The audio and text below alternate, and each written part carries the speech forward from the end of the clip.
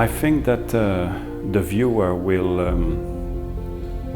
have an overall positive impression. You'll see a lot of brightness and a lot of positivity.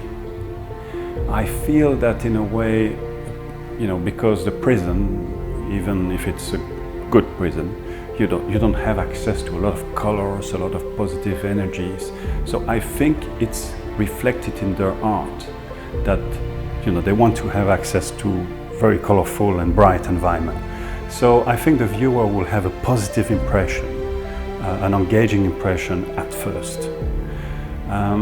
Then the viewer will be impressed by some of the artworks, and it's because most of the artworks or the prisoners have adopted a style. So for example, there are quite a good number of artworks inspired by Picasso, and they're actually quite well done. Then a third thing that I hope the viewer will see, I certainly saw that, but I came quite a few times and I have the benefit of having the dialogue with them. But for me, some of the artworks will communicate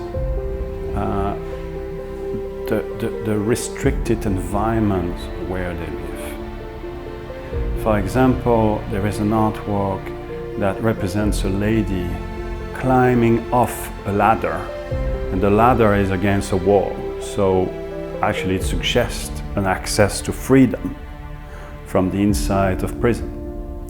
But the lady is actually coming off from the ladder, giving up on accessing freedom because she wants to give assistance to a pigeon.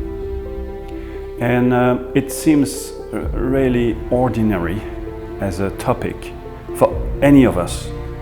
But for the prisoners or for the artist who did that, actually when he wants to be kind or when he wants to even think kindly, well, the pigeon is pretty much one of the key living creature on the receiving end of his kindness. He doesn't have exposure or access to many other things. So when you look at the artwork, you can actually discover the boundaries of their own world. So that's, I think, extremely interesting. Obviously, I hope the viewers will be able to pick some of that.